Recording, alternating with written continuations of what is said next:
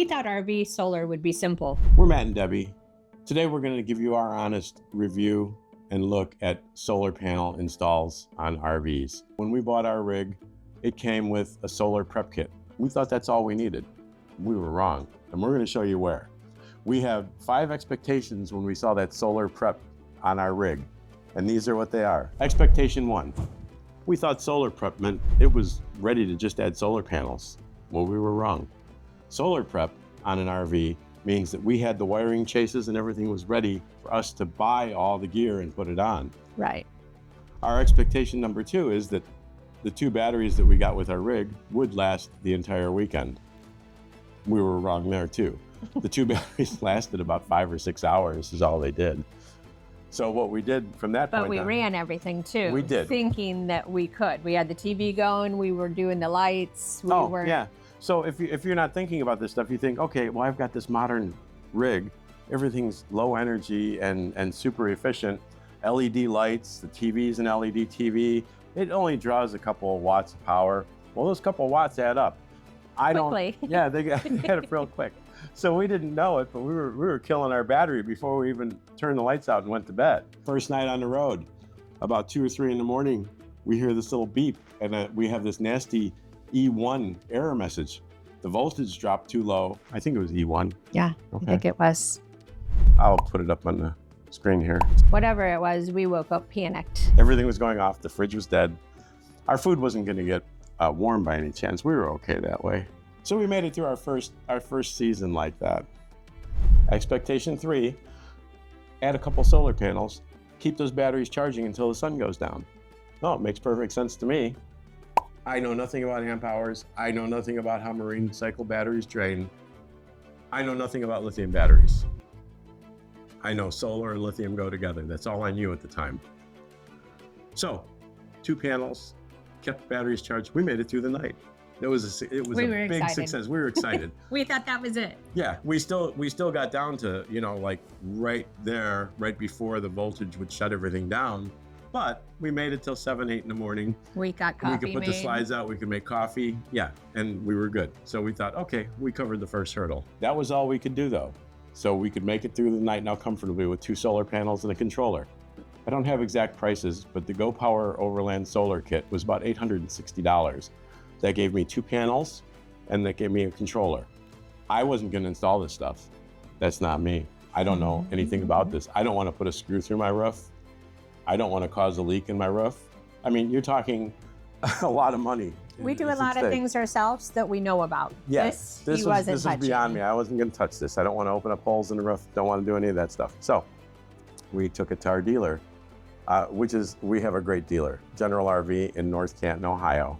They've always been good to us. We've had the same service manager for 15 years now. 15 years now as same service manager.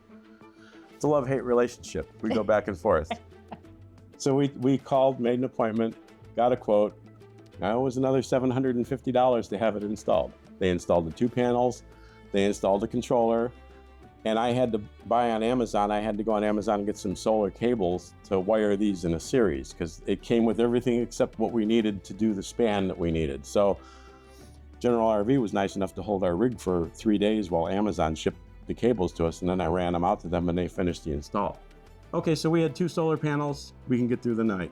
Expectation 4, let's get lithium batteries. I annoyed every single battery manufacturer out there that makes lithium batteries and got as much of an education on them as I could. And I apologize to some of you because some of you are fellow RVers and you own RV repair shops, and we didn't know. We actually didn't really believe that lithium was the silver bullet, but it is. We bought 2 lead time batteries on Amazon, the $560 kit. They're 2 100 amp hour batteries. I changed out our lead acids at the beginning of the season, and all of a sudden it was magical. Everything would run. We could boondock for 2 or 3 days, but we have no air conditioning when we do it. We have 1 outlet still. Enough to make coffee. We can't run the microwave because I didn't understand that we had a 2200 watt inverter. Hi, Grizzly. Hi. You want to be in the movie? Frizzy wants to be in the movie too. I hope nobody minds. So we had a 2200 watt inverter. I didn't understand the math. I don't want to understand the math. I just wanted to be able to use our rig off grid. That's right. You're part of it. Expectation 5, we're power independent. We could be off the grid. No, we can't. We still need power. We can't run the microwave, the air conditioner. We can't run certain outlets, hair dryers. We can't do any of that. So we carry a generator. We have the Overlander Go Power package. We have 3 190 watt solar panels and the Go Power controller, 200 amp hour lithium ion batteries. So that's our solar setup. We don't know what the next level is for us if we wanted to go to where we could run at least 1 or 2 air conditioners and have enough power to live off grid for, let's say, a week. So we're solar newbies. This is for solar newbies. This is for anybody who's a newbie with an RV. This is for anybody that was curious about solar installs for your RV. We don't know much, but we know that for $2,500, we've gotten a return on it. I think so, because we always have cold food. We always have cold food. I don't ever have to worry about our food. Yes, we always have cold food. We always have power off grid whenever we're off grid. And our big off grid has been the Badlands, but the others are at the harvest hosts that we stay at on our road trips. So tell us what you do for solar. What was your goal? Did you spec it out? Did you understand it when you got in? Did you buy too much, too little? What was your goal? Did you want to run your AC in your fridge? Do you want to camp off grid all the time? Did you just get it because it was cool? It really is kind of cool to see all those blue boxes in your basement. That's pretty cool. When we hit the road in the summer, we'll show you our solar system a little bit more. We won't bore you with the big details, but we'll just show you what we got better. We hope to see you on the road. And remember, life's an adventure. Roll with it.